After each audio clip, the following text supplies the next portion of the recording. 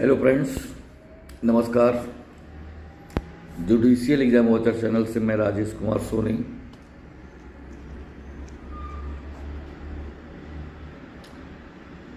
आज यूपीएसजीएस बहुत नज़दीक है। उस संबंध में Uttar Pradesh urban planning and development act 1973 को लेकर आया हूँ और मैं इस एक्ट के संबंध में केवल उन पॉइंट्स पर, उन सेक्शंस को लेकर के आज चर्चा करूँगा जो यूपीएसजीएस प्री के लिए बहुत महत्वपूर्ण है और यहाँ से क्वेश्चन पूछे जाने की पूरी संभावना है। तो आज मैं इस एक्ट को लेकर के जो भी बात करूँगा वो केवल प्री पॉइंट ऑफ व्यू को लेकर के है। तो चलिए शुरू करते हैं। देखिए, ये जो हमारा एक्ट है 1973 का, इसमें टोटल 8 चैप्टर हैं। मैंने रफली ये कंप्लीट किया है केवल बताने के लिए, कि आपको हिंट करने के लिए कि आप लोग अपने वेयर एक्ट से इन सेक्शंस को या सेक्शन के कुछ विशेष पोर्शन को आप जरूर पढ़ें। क्वेश्चन वहाँ से बनते हैं और घुमा फिरा करके आते वहीं से हैं। टोटल सेक्शन इसमें 60 हैं। हमें प्री के लिए सारे सेक्शन पढ़ने की कोई ज़रूरत नहीं है, इसलिए हम केवल उन्हीं सेक्शंस को पढ़ेंगे और उन्हीं सेक्शन में से उस पोर्शन को पढ़ेंगे, सेक्शन के उस पोर्शन को पढ़ेंगे जहाँ से हमें सवाल मिलने की संभावना है। तो इसमें जो याद करने की बात है, ये जो 8 चैप्टर हैं इसमें से तीसरा, पांचवा, छठवां और सातवां चैप्टर का हेडिंग मालूम होनी चाहिए। ये चैप्टर्स की हेडिंग पूछ सकते हैं कि किस चैप्टर में ये दिया गया है, किस चैप्टर में ये दिया गया है। तो चैप्टर तीसरा जो है वो master plan and zonal development plan से संबंधित है, उसकी हेडिंग है। चैप्टर 5 डेवलपमेंट ऑफ लैंड से संबंधित है। Chapter 6 acquisition and disposal of land से संबंधित है। Chapter 7 finance, account and audit से संबंधित है। इसका जो चैप्टर 8 है वो सबसे लेंदी चैप्टर है। उसमें सेक्शन 25 से लेकर के 60 तक सेक्शंस दिए गए हैं। तो ये सारे चैप्टर जो 1 to 7 है बहुत छोटे छोटे चैप्टर हैं। किसी चैप्टर में तो केवल एक ही सेक्शन है। तो इसलिए आज हम ज़्यादातर चैप्टर कवर कर लेंगे क्योंकि बहुत छोटे चैप्टर हैं और उनमें से भी बहुत कम ऐसी जगह है जहाँ से क्वेश्चन पूछे जाने की पूर्ण संभावना बनती है। तो आज हम उसी जगह को टच करेंगे। सेक्शन 4 जो है वो ये कहता है, सेक्शन 4 द डेवलपमेंट अथॉरिटी इसकी हेडिंग है और डेवलपमेंट अथॉरिटी के बारे में बताता है। हमें डेवलपमेंट अथॉरिटी आप बेयर से पूरा पढ़ लीजिए, उसमें पढ़ना ही पड़ेगा और कुछ गुंजाइश नहीं है और ना ही ज़्यादा उसमें जानने की ज़रूरत है। बस इतना जानने की ज़रूरत है उसमें कि जो डेवलपमेंट अथॉरिटी का चेयरमैन है वो to be appointed by state government. पहली बात तो ये है। बाकी सारे अपॉइंट होंगे, नॉमिनेट होंगे, वो सिस्टम के तहत होंगे, लेकिन अथॉरिटी का जो चेयरमैन होगा वो स्टेट गवर्नमेंट नियुक्त करेगी। और जो वाइस चेयरमैन है इसके बारे में ये जानकारी होनी चाहिए कि the appointment of the vice chairman shall be whole time. तो ये एक पूर्णकालिक होता है। तो डेवलपमेंट अथॉरिटी का जो वाइस चेयरमैन होता है ये पूर्णकालिक होता है। तो सेक्शन 4 में ये 2 बातें जाननी चाहिए, बाकी आपको बैरेक्ट से मिल जाएगा, लेकिन मुझे लगता है कि इन 2 में से वो कुछ ना कुछ घुमा करके पूछ सकता है। सेक्शन 6 एडवाइजरी काउंसिल है, और जब एक्ट बना था तब ये एडवाइजरी काउंसिल की मीटिंग के संबंध में कोई बात नहीं थी, और ये 1975 में ये बात इसमें प्रोवाइजो इसमें जोड़ा गया। तो एडवाइजरी काउंसिल था, the advisory council shall meet as and when called by the chairman. तो एडवाइजरी काउंसिल की बैठक तभी बुलाई जाएगी जब चेयरमैन को लगता है कि बुलानी चाहिए। और इसकी जो मीटिंग है इसमें प्रोवाइजो जोड़ के बताया गया है कि provided that such meeting shall be held at least twice a year. At least twice a year, ये इसमें जानने योग्य बात है प्री पॉइंट ऑफ व्यू से कि एडवाइजरी काउंसिल की जो मीटिंग है वो साल में कितनी बार बुलाई जाएगी। तो ये साल में कम से मतलब एक ये प्रोवाइजो जोड़ के बता दिया गया है कि शैल बी हेल्ड, यानी कि साल में 2 बार होनी ही होनी है। ये एडवाइजरी काउंसिल के संबंध में प्रोवाइड कर दिया गया है स्पष्ट रूप से। तो अब शैल भी लगा है तो मैंडेटरी हो गया। तो सेक्शन 6 एडवाइजरी काउंसिल से संबंधित है, और इसकी मीटिंग साल में कम से कम 2 बार बुलाई ही जानी चाहिए। Shall be held at least twice a year, ये आप को जानना चाहिए। अब सेक्शन 12 लेते हैं। सेक्शन 12 ये बताता है हमको कि जो ये मास्टर प्लान है ये लागू कब से होगा। तो सेक्शन 12 में हमें बताया गया कि ये जो महायोजना है या क्षेत्रीय योजना है ये लागू कब से होगी।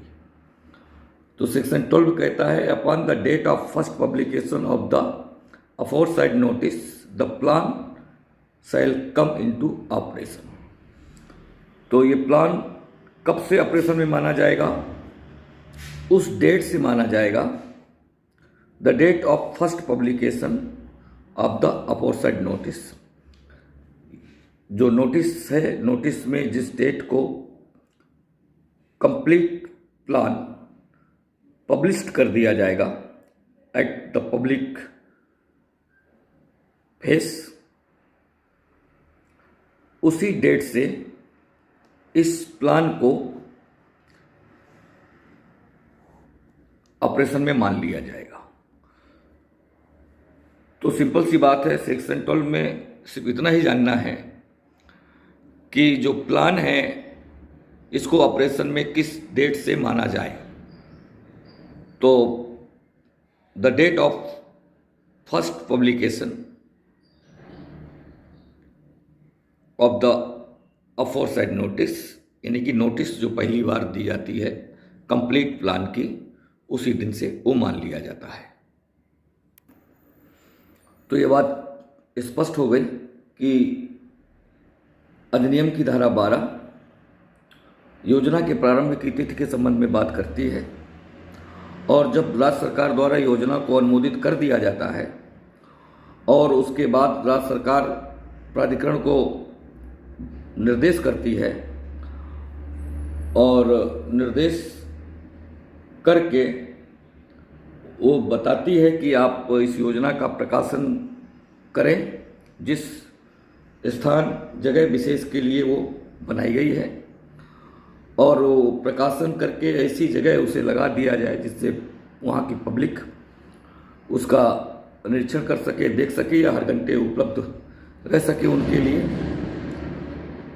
तो उस नोटिस की डेट से ही इसको ऑपरेशन में मान लिया जाएगा। चैप्टर 4 में सेक्शन 13 है।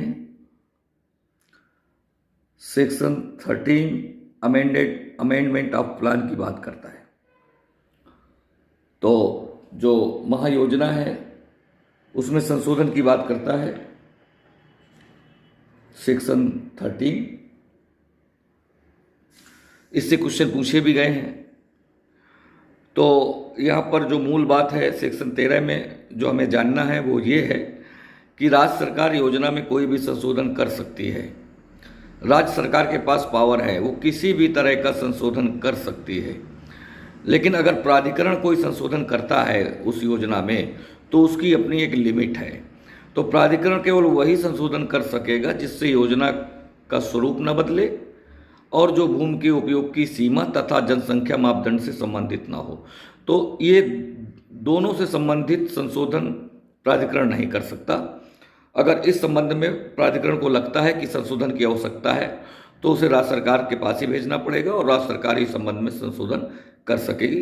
राज्य सरकार तो किसी भी तरह का संशोधन कर सकती है, तो इनका ये भी संशोधन राज्य सरकार कर सकती है।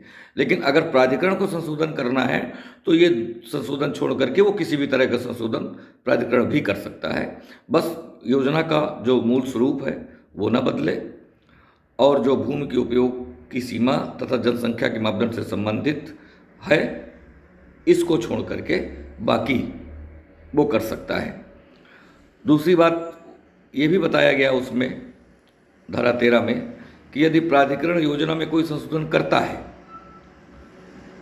तो जब ऐसा संशोधन प्रवृत्त हुआ उस तिथि से 30 दिन के भीतर उसे राज्य सरकार को रिपोर्ट करना पड़ेगा। तो यदि प्राधिकरण कोई योजना में कोई संशोधन करता है वो ऊपर वाले 2 संशोधन छोड़ करके, तो ये कोई भी संशोधन करता है उनको छोड़ करके, तो भी इसे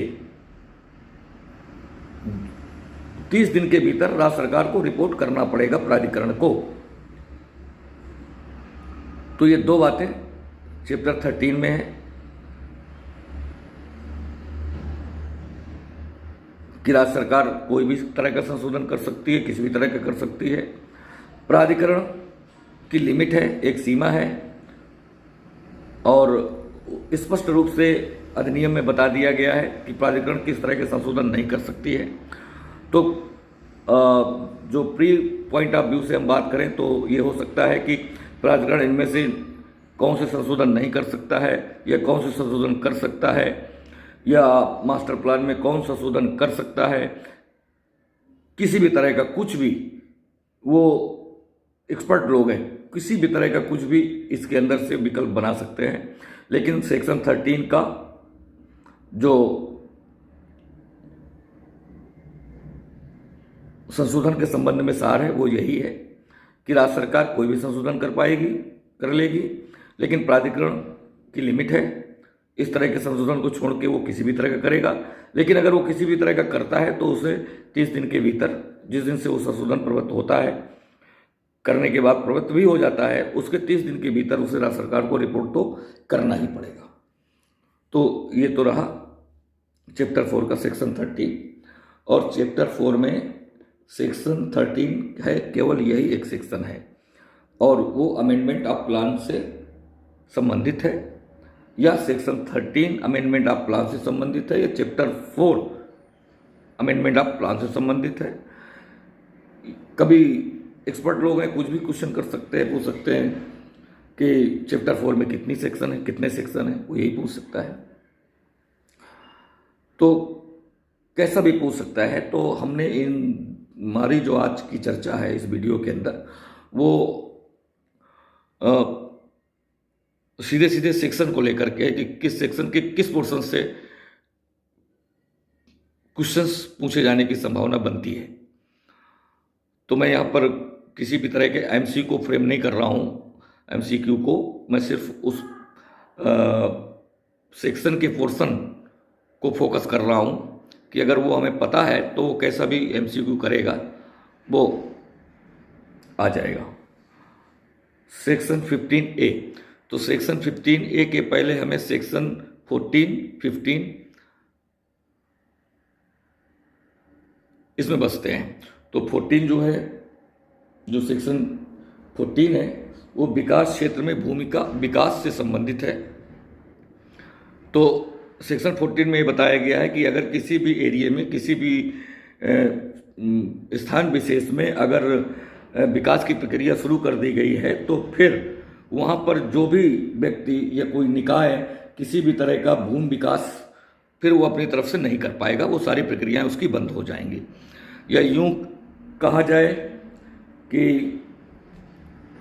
किसी भी क्षेत्र में यदि विकास क्षेत्र के रूप में उसकी घोषणा कर दी गई है और वहाँ पर अगर कोई व्यक्ति या कोई निकाय, जिसमें सरकारी विभाग भी शामिल हो सकते हैं, ये सारे लोग फिर उस क्षेत्र में भूमि का कोई भी विकास अपनी तरफ से नहीं कर पाएंगे, या कोई प्रक्रिया चल भी रही होगी या वो प्रस्तावित भी होगी तो फिर वो आगे नहीं बढ़ पाएगी जब तक कि अनुमति प्राप्त नहीं कर ली जाती प्राधिकरण से। तो ये तो 14 बात करता है। और 15 ये बात करता है कि ये जो अनुमति है, अगर आपको उस क्षेत्र में जहाँ पर विकास क्षेत्र जिसको घोषित कर दिया गया है या वहाँ जहाँ विकास प्रक्रियाएं संचालित की जाने लगी हैं, वहाँ जो व्यक्तिगत विकास या कोई भी निर्माण कार्य चल रहा था, उसको जारी रखने के लिए अधिनियम में व्यवस्था की गई है कि आप उसकी अनुमति लें। अब वो जो अनुमति है जारी रखने के लिए, वो सेक्शन 15 यानी कि धारा 15 में लेनी पड़ेगी आपको।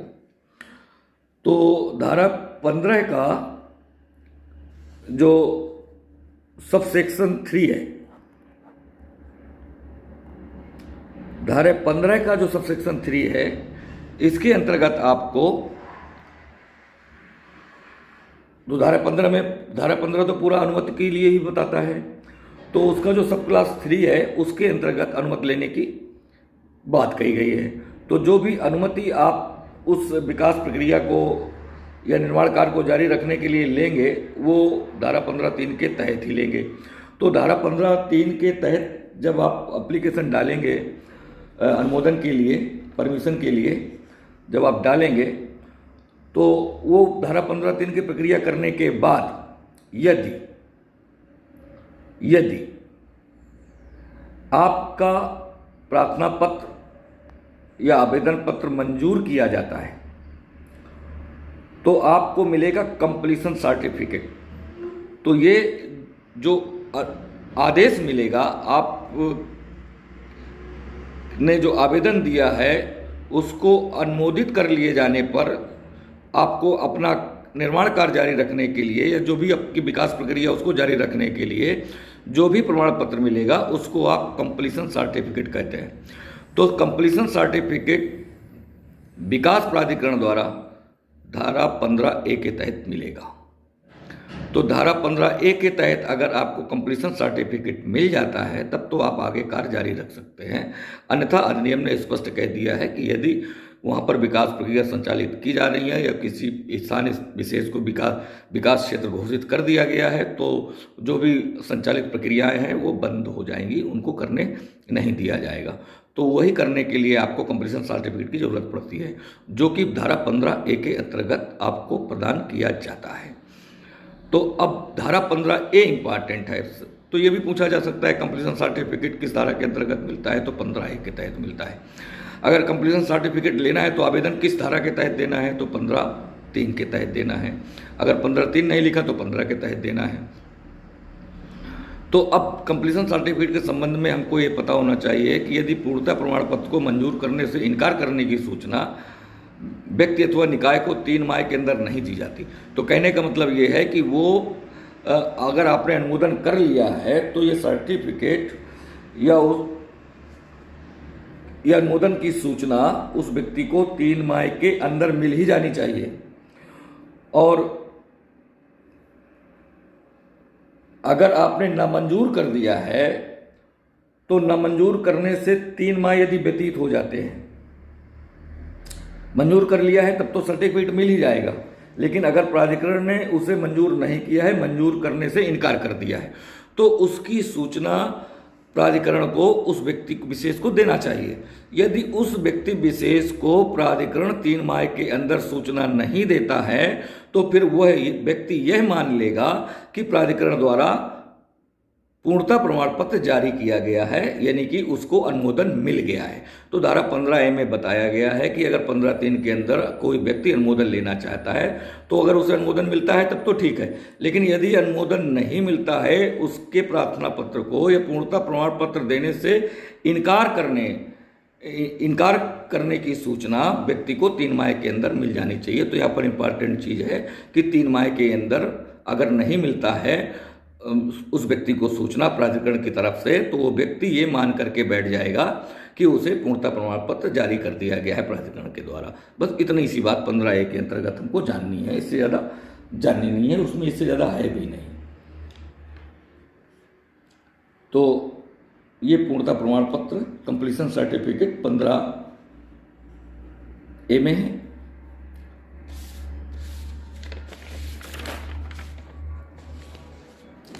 और इसके बाद एक सेक्शन 16 बचता है चैप्टर 5 में। तो जो सेक्शन 16 बचता है वो योजना के उल्लंघन में भूमि और भवन का प्रयोग की बात करता है, जो कि बहुत महत्वपूर्ण मुझे नहीं लगा, इसलिए मैंने उसे इसमें शामिल नहीं किया है। उसमें सिर्फ इतना बताया गया है कि यदि किसी अंचल में योजना प्रवृत्त है तो योजना प्रवृत्त होने के पश्चात कोई व्यक्ति ऐसी योजना के अनुरूप से अन्यथा किसी भी तरह की गतिविधि नहीं करेगा, ये उसमें समझाया गया है। और न ही उसे किसी भी तरह की जो योजना से विसंगत है क्रिया प्रक्रिया करने की अनुमति भी नहीं दी जाएगी, ये उसमें बताया गया है। और अब चैप्टर 6 आ जाता है। चैप्टर 6 में जो पहला सेक्शन है वो सेक्शन 17 है। 17 यानी कि 17 है। उसमें बताया गया है कंपलसरी एक्विजिशन ऑफ लैंड। तो विकास प्रक्रिया के लिए यदि प्राधिकरण को भूमि चाहिए तो वो भूमि का अर्जन साधिकार कर सकता है, इस संबंध में बताया गया है धारा 17 में।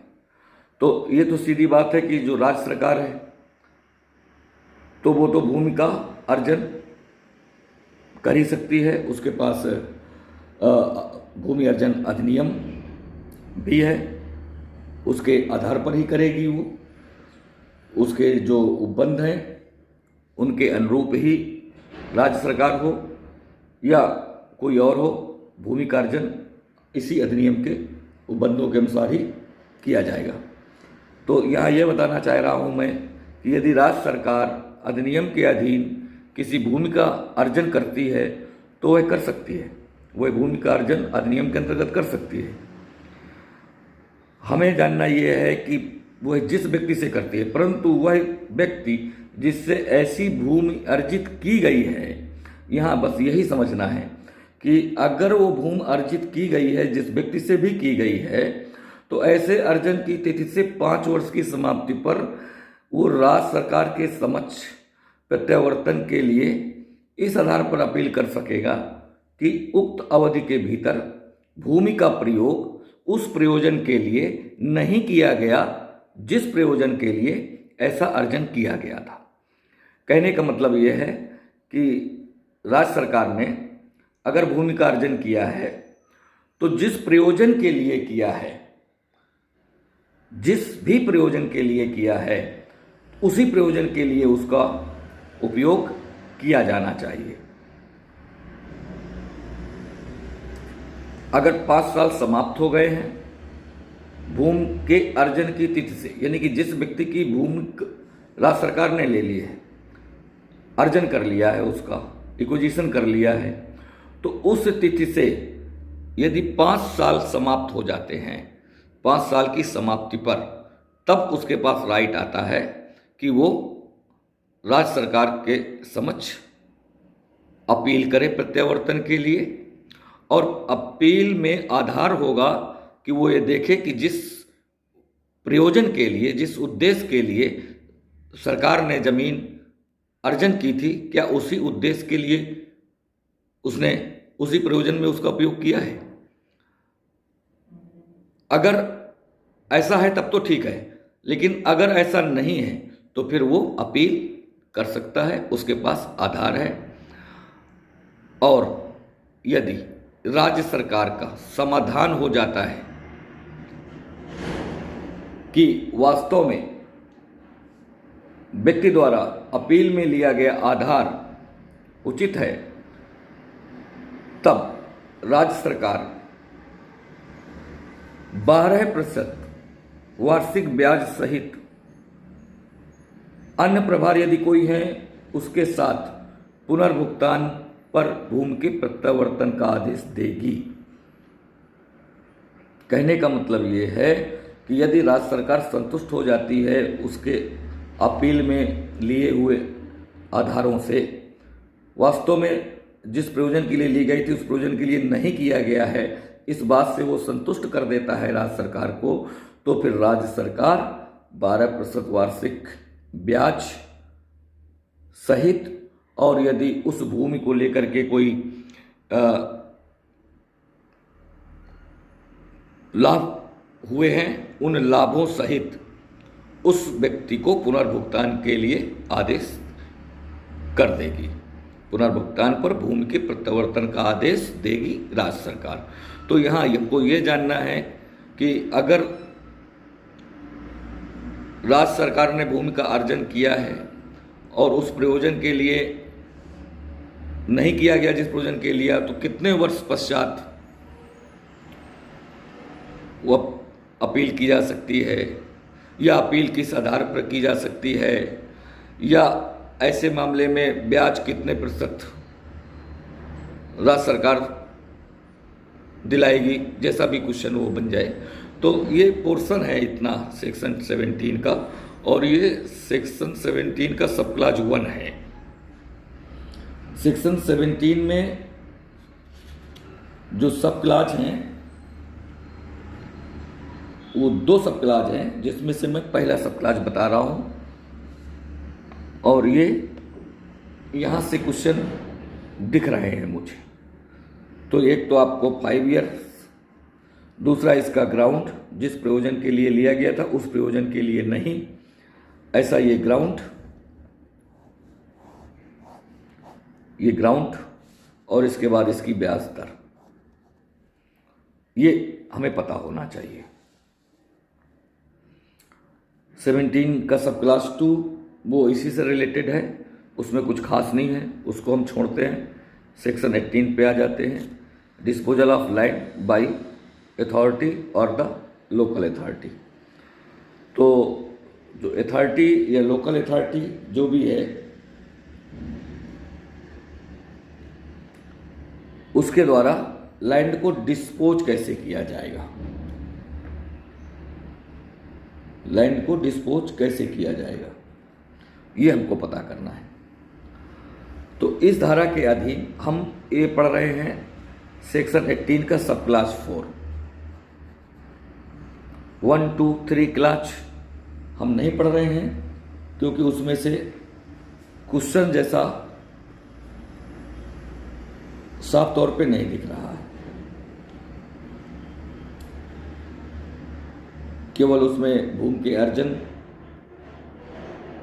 को लेकर के कुछ बातें बताई गई हैं जो सामान्य सी हैं, और आप बिहार एक्ट में उन्हें पढ़ लीजिएगा, क्योंकि वो पढ़ना पड़ेगा ही आपको, तभी सारी चीज़ें क्लियर होंगी। तो यहाँ पर धारा 18 का सब क्लास जो 4 है उसको हम पढ़ रहे हैं, और इसमें सब क्लास 4 में बताया गया है कि इस धारा के अधीन जहां किसी खाली भूमि का बयान पट्टे द्वारा किया जाता है। तो वो पट्टा इस शर्त पे किया गया है, इस शर्त के साथ किया गया है कि अनुबंधित समय के भीतर निर्माण कार्य करने पर असफल रहने पर समापन और पुनः प्रवेश का अधिकार होगा। तो कोई किसी खाली भूमि का प्राधिकरण द्वारा, लोकल अथॉरिटी द्वारा या अथॉरिटी द्वारा भूमि ली गई है और वो भूमि पट्टे पर ली गई है। पट्टे पर एक शर्त है, वो शर्त ये है कि जो एक अनुबंधित समय है उसके भीतर अगर वो निर्माण कार्य नहीं कर पाएगा, निर्माण कार्य करने में असफल रहेगा, तो पट्टे का समापन हो जाएगा और जो पट्टा करता है वो पुनः प्रवेश का अधिकारी होगा। ये शर्त है। अब यदि पट्टेदार अनुबंधित समय या बढ़ाए गए समय, ये जो बढ़ाए गए समय है वो यदि इनके बीच में कोई कॉन्ट्रैक्ट होता है और वो समय बढ़ा सकता है तब तो इसको जोड़ा जाएगा, नहीं तो इसको नहीं जोड़ा जाएगा। अनुबंधित समय के अंदर निर्माण कार्य करने में पर्याप्त कारण के बिना असफल रहता है, तो वो तो शर्त हो गई।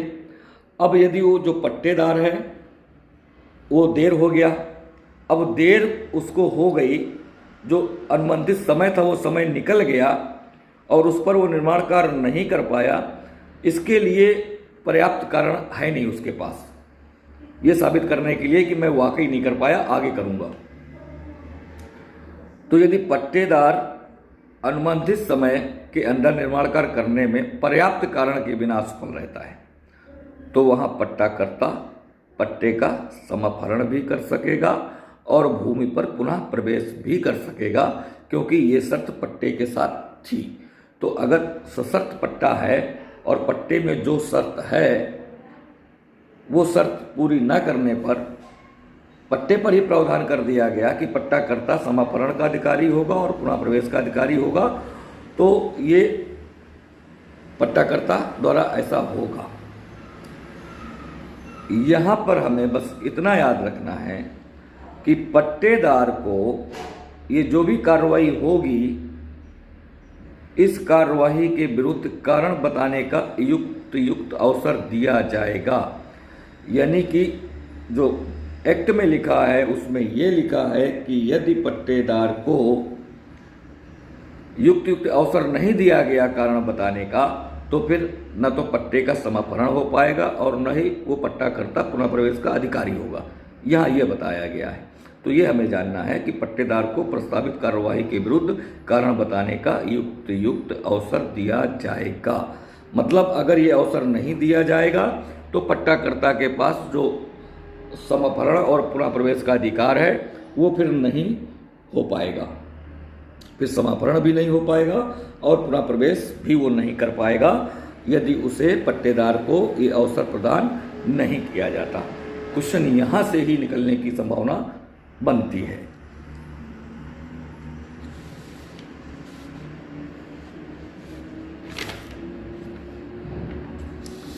अब यहाँ जो हमने धारा 18 का सब क्लास 4 पढ़ा, वो सब क्लास 4 धारा 18 के सब क्लास 4A के उपबंधों के अधीन है। यानी कि धारा 18(4)A में जो बताया गया है इसके अधीन होगा 18(4) में, जो इसके पहले हमने प्रक्रिया पढ़ी पट्टेदार के संबंध में। तो वो जो प्रक्रिया होगी उस प्रक्रिया में जैसे कि राज्य सरकार वाला हमने पढ़ा, राज्य सरकार जो भूमि का अर्जन करेगी और उस प्रयोजन के लिए नहीं यूज होगा, व्यक्ति अपील करेगा, तो राज्य सरकार क्या करेगी, अगर संतुष्ट हो जाती है तो उसे 12% ब्याज वार्षिक दिलाएगी और भी जो लाभ होंगे उनके साथ उसको प्रत्यावर्तन का आदेश दे देगी। यहाँ पर इस प्रक्रिया में क्या होगा 4A में कि यदि ऐसी असफलता साबित हो जाती है तो पट्टे की तिथि से 5 वर्ष या अधिक समय हो गया है, तो ऐसी असफलता पर जो संबद्ध भूमि है जिसके लिए पट्टा किया गया था, उस भूमि के प्रचलित बाजार मूल्य के 2%, या बस ये याद रखना है, 2% की दर से प्रभार की वसूली पट्टाकर्ता करेगा और उससे प्रत्येक वर्ष के लिए की जाएगी। तो वहां पर 12% वार्षिक था और यहां पर 2% वार्षिक है। तो ये 2% पूछा जा सकता है पट्टे के संबंध में, और भूमि अर्जन के संबंध में अगर राज्य सरकार करती है तो 12%, और यदि कोई व्यक्ति से वो जमीन प्राधिकरण पट्टे पर लेता है तो यहाँ पर 2% की ब्याज की दर से जो ब्याज है या जो प्रभार है वसूली पट्टाकर्ता द्वारा प्रत्येक वर्ष के लिए की जाएगी। और इसी के साथ ही धारा 18 का जो सब क्लास 6 है वो ये बताता है कि धारा 4 जो अभी हमने पढ़ा, धारा 4 के अधीन मतलब पट्टे का समापन हो जाना या पुनर्प्रवेश का अधिकार हो जाना पट्टाकर्ता के द्वारा, तो उपधारा 4 के अधीन जो आदेश मिल गया है, आदेश द्वारा व्यथित व्यक्ति यानी कि जो एग्री पर्सन है धारा 4 के अधीन उसके खिलाफ आदेश मिला हुआ है, तो उस आदेश की जानकारी होने के 30 दिन के भीतर, यहां पर यह याद रखना है, जिला न्यायाधीश के समक्ष अपील करेगा।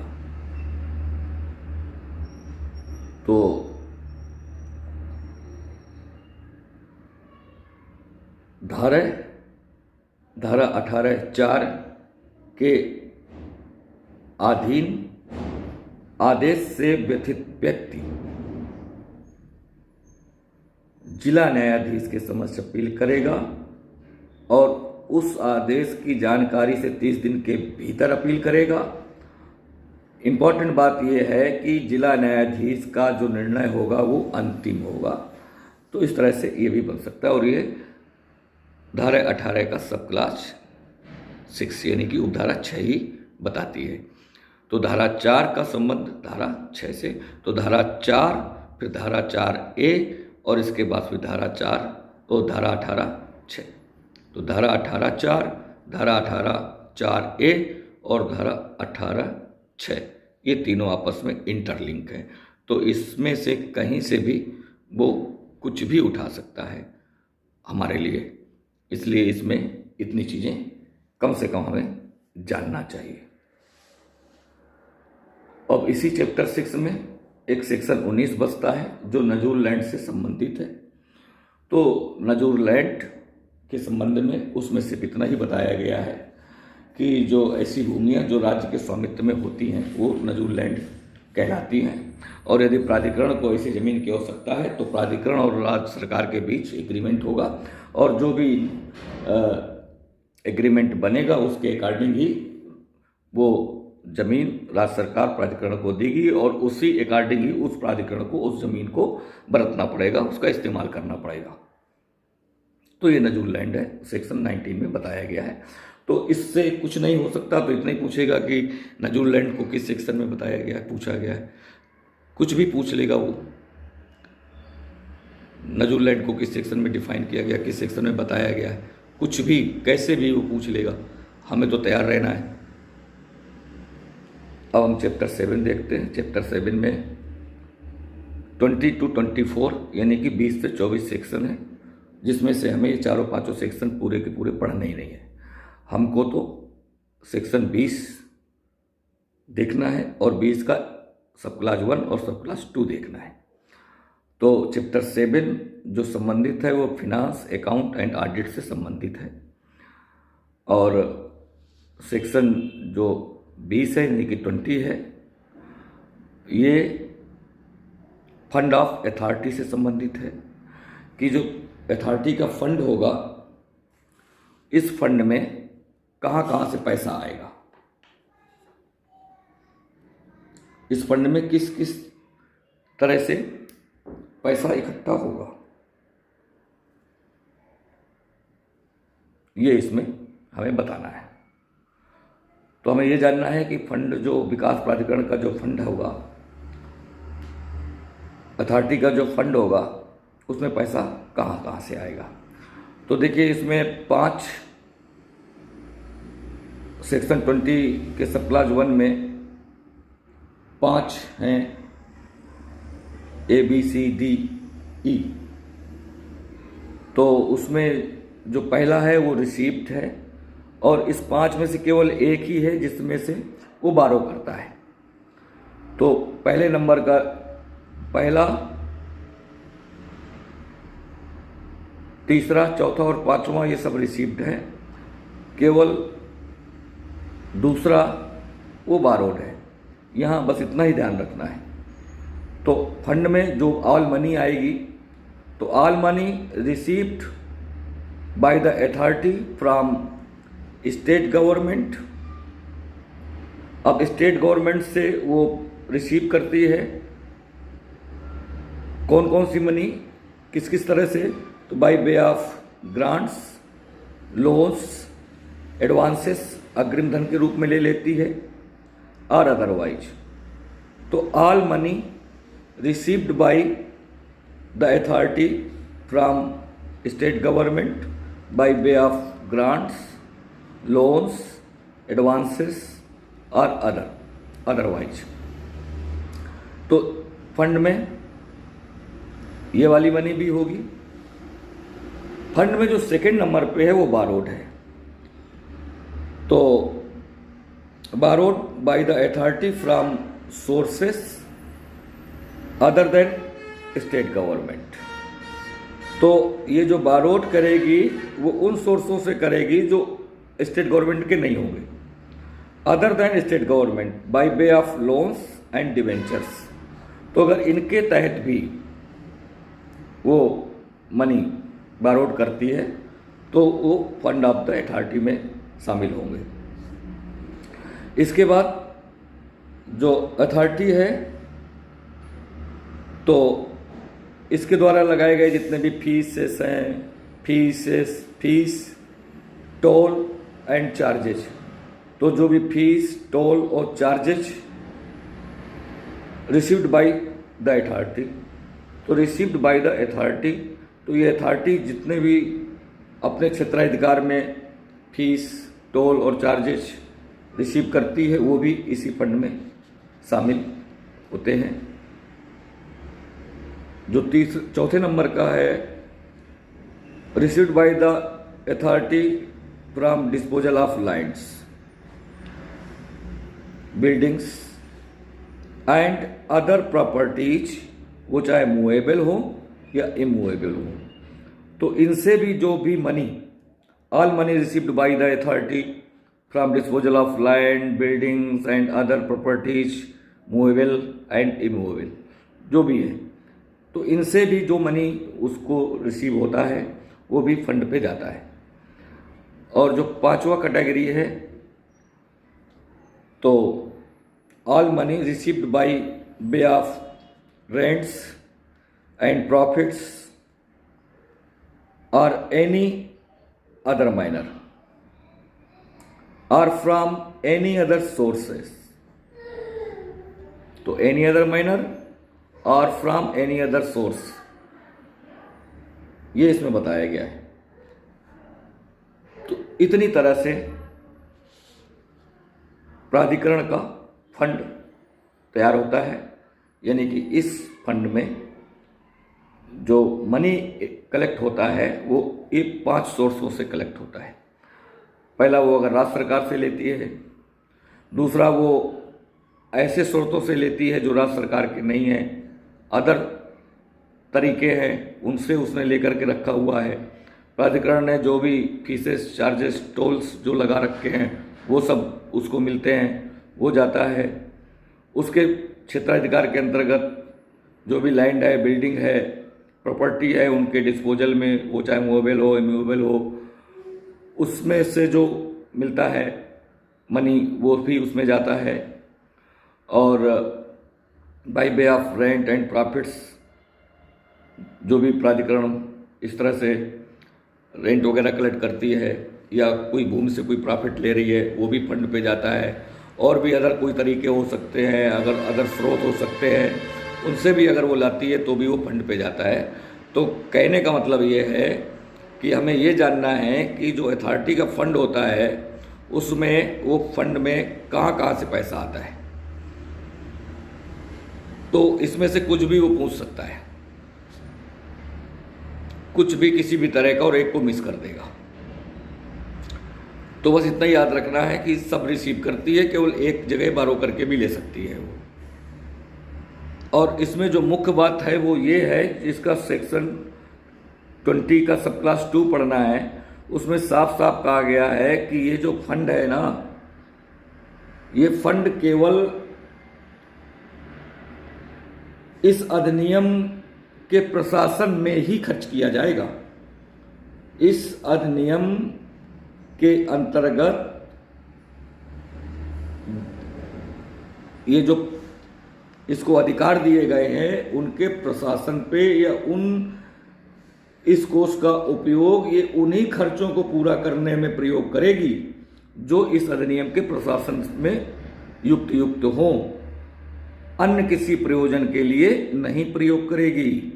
The fund shall be applied towards meeting the expenses incurred by the authority in the administration of this act and for no other purpose। इस साफ साफ कह दिया गया है and for no other purpose। तो हमें ये जानना है कि जो फंड है, अथॉरिटी है, अथॉरिटी अपने फंड का प्रयोग किसी अन्य प्रयोजन के लिए नहीं कर सकती, सिर्फ और सिर्फ इस अधिनियम के प्रशासन की वजह से जो भी खर्चे होते हैं प्राधिकरण के द्वारा उनको पूरा करने में ही खर्च करेगी, अदरवाइज वो खर्च नहीं करेगी। ये सेक्शन 20 का सब क्लास 2 है जिसमें ये साफ साफ बताया गया है। तो हमें जानना था फंड ऑफ अथॉरिटी, उसमें कहाँ कहाँ से मनी आएगी और इस मनी का जो उपयोग है वो अथॉरिटी किस प्रयोजन के लिए खर्च कर सकती है, तो हमें ये भी जानना है। इसके बाद सेक्शन 21 आ जाता है। सेक्शन 21 में बजट ऑफ द अथॉरिटी बताया गया है, वो एनुअल होगा, उसमें भी कुछ हमें जानने की जरूरत नहीं है। वो इतना जानना है कि बजट ऑफ द अथॉरिटी किस सेक्शन में है, तो 21 में है। अब सेक्शन 22 में अकाउंट एंड ऑडिट है, तो अकाउंट एंड ऑडिट के लिए एक विशेष व्यवस्था प्रक्रिया है, तो उसमें भी कुछ नहीं है। सेम ये बताया गया है कि ये ऐसा होगा तो ऐसा होगा, तो वो एग्ज़ाम में उससे क्वेश्चन बनने की संभावना मुझे नहीं लगी, तो मैंने उसको सिर्फ इतना रखा कि अकाउंट एंड ऑडिट किस सेक्शन में है, वो 22 में है। बस हमें 22 का 3 क्लास जानना है। इसमें जो ऑडिट करने व्यक्ति आएगा तो उसको क्या राइट्स होंगे, क्या प्रिविलेज होंगे, ये बताया गया है सेक्शन 22 के सब क्लास 3 में। The rights, authority and privilege of any person conducting audit under subsection 2।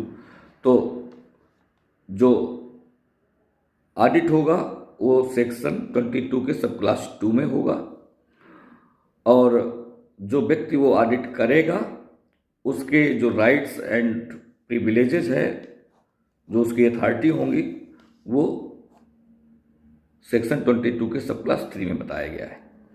तो ये पूछा जा सकता है कि किस सेक्शन में राइट एंड प्रिविलेजेस बताए गए हैं व्यक्ति के जो ऑडिट करने आता है, तो इतना ये है। इसमें सेक्शन 23 में एनुअल रिपोर्ट है, तो उस रिपोर्ट में केवल ये जानना है कि सेक्शन 23 में है इस अधिनियम के। सेक्शन 24 में